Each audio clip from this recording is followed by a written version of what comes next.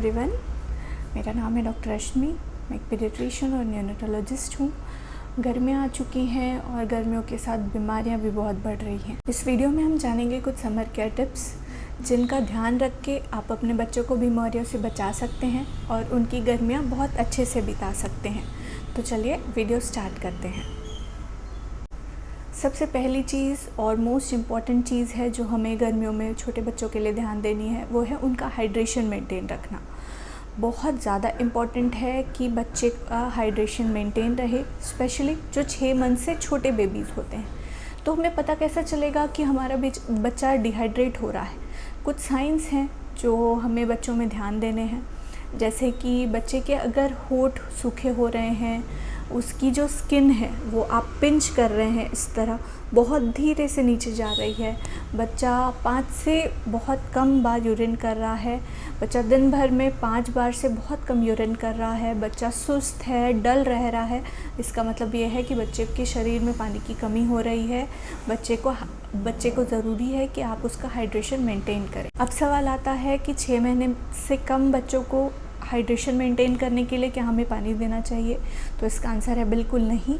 6 महीने से कम बच्चे एक्सक्लूसिवली ब्रेस्ट फीड होते हैं, पूरी तरह से माँ के दूध पर ही निर्भर रहते हैं और माँ का दूध 80 to 90% वाटर ही रहता है, पानी ही रहता है। तो आपको ऊपर से एक्स्ट्रा पानी देने की बिल्कुल भी ज़रूरत नहीं है।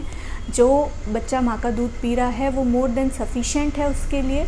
आप ये कर सकते हैं कि फीडिंग की फ्रीक्वेंसी बढ़ा सकते हैं। आप बच्चे को थोड़ा सा ज़्यादा बार फीड करा सकते हैं। अगर बच्चा फॉर्मूला फीड पे है तो भी फॉर्मूला आप जानते हैं पानी और फॉर्मूला पाउडर बन के मिलता है, तो फिर उसमें भी ऑलरेडी वाटर होता है, तो आपको एक्स्ट्रा कुछ भी ऊपर से पानी पिलाने की ज़रूरत नहीं है। हाँ, अगर बच्चा 6 मंथ के ऊपर है तो फिर आपको पानी पिलाना चाहिए। कुछ रिकमेंडेशंस हैं जो मैंने अपने चैनल पे शेयर किए हैं कि आपको कितने ml पानी देना है अपने बच्चों को समर्स पे, वो आप जाके ज़रूर देखिए।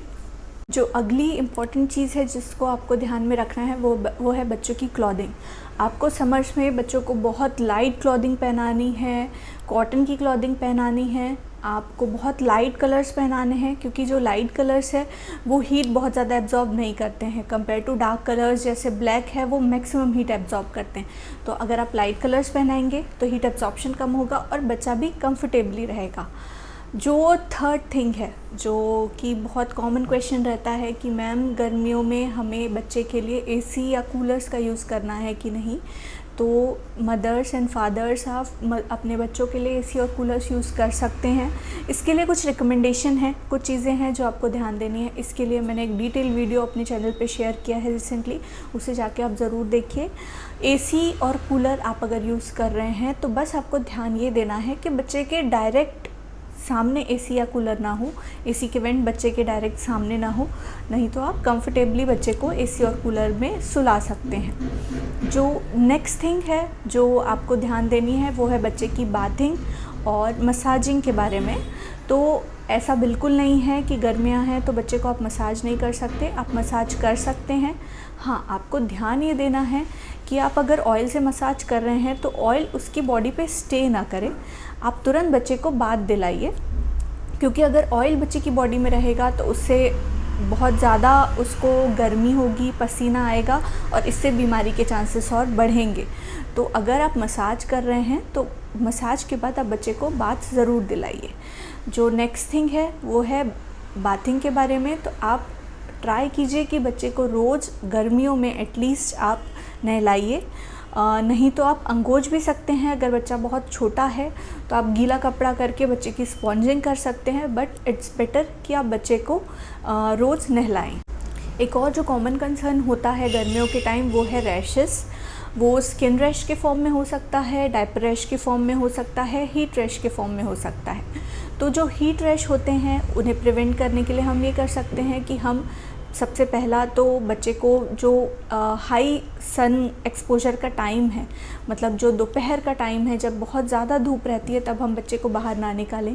अगर आपको बाहर जाना पड़ रहा है तो बच्चे को आप बहुत लाइट क्लॉथिंग पहनाइए, कवर्ड क्लॉथिंग पहनाइए, पर वो पतली रहे, कॉटन की रहे।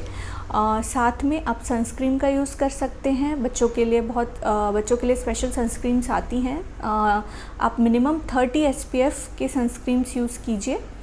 और जो नेक्स्ट थिंग आपको ध्यान देनी है वो है डायपर रैश। डायपर रैश को प्रिवेंट करने के लिए ट्राई कीजिए कि गर्मियों में आप बच्चे को ज़्यादा से ज़्यादा डायपर फ्री टाइम दीजिए। जब बच्चा घर में है तो कोशिश कीजिए कि आप बच्चे को डायपर ना पहनाएं। ज़्यादा देर मॉइस्चर में रहने के कारण गर्मियों में क्योंकि पसीना भी आता है तो डायपर रैशेस बहुत जल्दी होते हैं, तो ट्राई कीजिए कि बच्चे को डायपर फ्री टाइम दिया जाए। अगर आप बच्चे को डायपर पहना रहे हैं तो बिफ़ोर डायपर पहनाने के पहले आप जो बच्चे के ग्लूटियल फोल्ड्स हैं, डायपर एरिया है, उसको अच्छे से क्लीन कीजिए। आप पानी से क्लीन कर सकते हैं, उसको नेचुरली सूखने दीजिए और आप रैश प्रिवेंटिव क्रीम्स लगाने के बाद डायपर पहनाइए। इससे आप डायपर रैश को प्रिवेंट कर सकते हैं, डायपर रैश होने से बच्चे को बचा सकते हैं। आई होप पेरेंट्स को ये समर केयर टिप्स बहुत यूज़फुल होंगे। आपको समर के बारे में, बच्चों के बारे में, बच्चों की बीमारियों के बारे में कोई भी क्वेरीज़ रहती हैं, कोई भी सवाल रहते हैं, आप मेरे चैनल पे कमेंट करके मुझे पूछ सकते हैं, मैं आपको ज़रूर आंसर करूँगी। इसी तरह की वीडियोस के लिए आप मेरे चैनल को ज़रूर सब्सक्राइब कीजिए, इस वीडियो को लाइक कीजिए और शेयर कीजिए। Thank you.